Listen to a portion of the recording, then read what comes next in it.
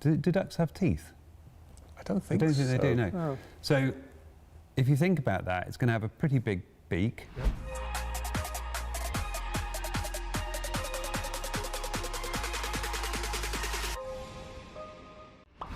Right, James, so first question is, did it make any difference that the testing took place in Bahrain rather than Barcelona? Probably bits from both of our sides on this, but short answer, yes. Barcelona generally in winter is quite cold in the mornings. We've come there before and had below 0. And the track sometimes gets above 20 degrees during the day, but these are low numbers compared to how we're normally racing. The layouts are all fundamentally different. But in Bahrain, obviously, you get incredibly warm conditions, probably on the warmer side of what you'd see in the season, and you transition into night as well. From a strategic perspective, the degradation's quite a bit higher in Bahrain. And that just means that when you're trying to compare two cars in different situations, or even with just a lap of tyre difference between them, there's quite an offset in performance. Bahrain also has a lot more straight content, so a little bit more power difference in terms of speed and lap time if teams are going up and down on the modes. So it just makes it a little bit more difficult, I think, to track it down in Bahrain. From your side, from an engineering perspective, what are the differences? Well, as you say, it's quite, Bahrain is hard on the rear tyres, so it's good for working on degradation. Barcelona in winter really knocks out the front left with, in those cooler conditions, it's very tough on the front left. So you don't have that to contend with. And I think one of the other relevant points is Bahrain's the first race. So we're testing at the circuit that we're going to be racing on 10 days later, whereas Barcelona, well, that actually comes a few months later.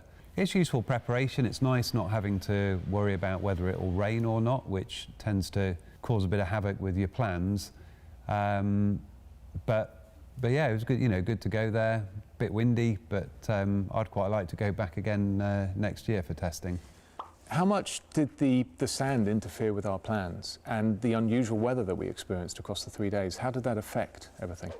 I mean, it was quite impressive to see how much sand there was actually that came in. It was, behind the cars, you saw it sort of swirling around everywhere. But it was surprising, it didn't actually set the lap times back a lot further. The wind was a problem, and we'd wondered before whether the sand would actually significantly affect the tyre grip, but that didn't seem to be too bad. So it was surprising how much useful work we could do on the afternoon of day one. But the generally windy conditions are quite tricky. It changed direction between day one into day two and then stayed with a headwind on the straight. But that change of direction really affects the whole car balance, and you end up tuning the car differently. And when we race there, it's not normally as windy as it was in the test, so it'll probably be a different picture again when we go there for the race in a few days.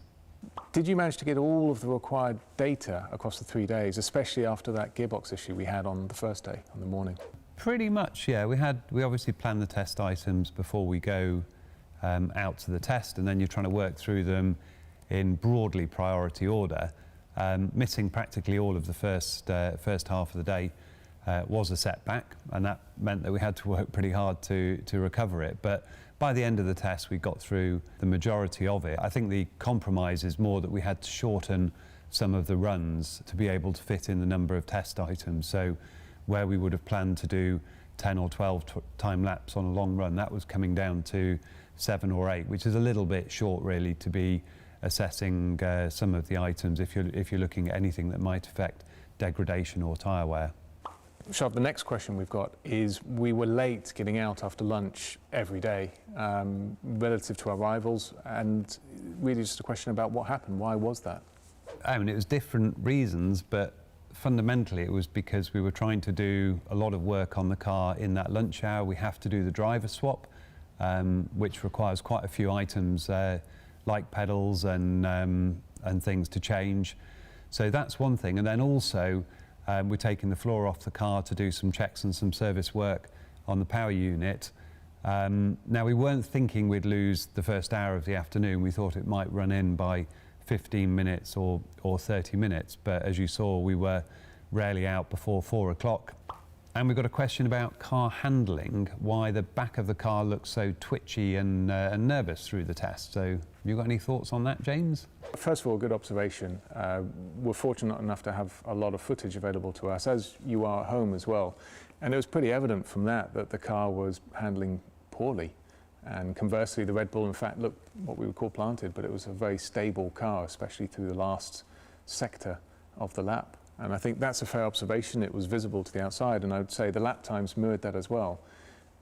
But it's also fair to say that we don't have answers as we're sat here now. We're just 24 hours after the end of the test, huge amounts of data available to us, and now a long journey ahead to try and understand what was causing that. From your perspective, Shav, is there anything that sort of popped out? The wind made it tricky. When the wind's behind the car, you lose a lot of downforce because effectively the airspeed is reduced. So some corners where the wind was behind, it was prone to doing that. And then also the tyres are quite easy to overheat on that circuit.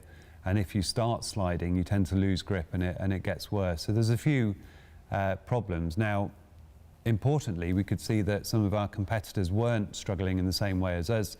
So we need to put quite a focus on understanding why the rear end was a bit weak, how we can get it more stable and predictable, and that work's going on now. Hopefully when we get to the race weekend, it won't be so difficult for the drivers because they were having to work pretty hard to do the lap times that they were doing. You can have a go at this one, James. Are we going to see a close season like 2017, 2018? I'd start with, for what it's worth, every season feels close to us. In other words, none of them feel particularly easy and straightforward. But where we finish that test, there's a lot of unknowns. No one up and down the paddock will be able to pinpoint exactly where they are. But there's a few trends that have come out. I would say Red Bull are ahead on performance. They're the class act from the test, but it's a test, it's not a race, and it's one event out of 23. Are we going to have a close season? I would say so. Red Bull are a fierce adversary. They've got a strong package and clearly came out the box very, very quick. The result of that is across the season and across different types of track layouts, I'm sure you'll see us move forwards and backwards relative to them.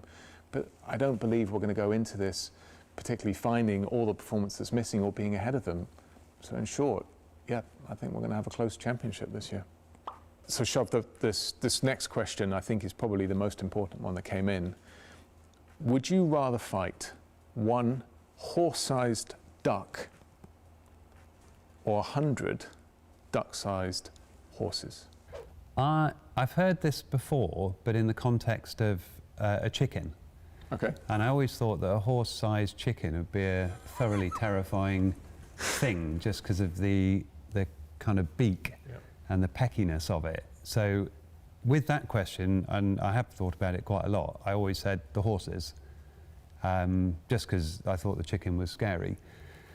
But a horse-sized duck, other than... Do ducks have teeth? I don't think I don't so. think they do, no. No. So if you think about that, it's going to have a pretty big beak, because I reckon they're that big and they're going to go up 10 size. So probably like a 2-foot beak, which would be pretty worrying. But actually, it would also be a pretty cool creature. So I haven't given this a lot of thought, but what I would probably try and do is go for the duck, talk my way out of it, not go... like try and avoid the fight in the first place. But if do you reckon you could fly on the back of it? I thought you were going to ask if you could ride it. 10 times. Well, similar thing, but you see... 1 hour later. Yeah, I reckon it'd be quite a good creature, so I'd go for the duck, but I'd try and make friends with it. Okay.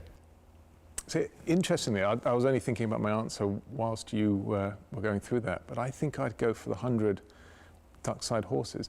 The reason being, a horse is generally a docile animal. It's not, it grazes, they're friendly, react to sugar cubes. I think getting shoes on them would be a bit difficult. You're going to have to find someone that can do really small shoes and a lot of delicate work.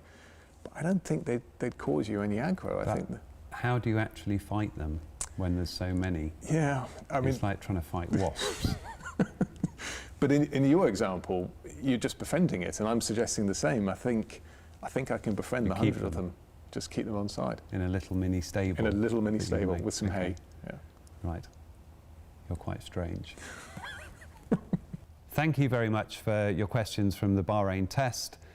James Allison's going to be here in 2 weeks' time answering your questions from the first race of the season, the Bahrain Grand Prix.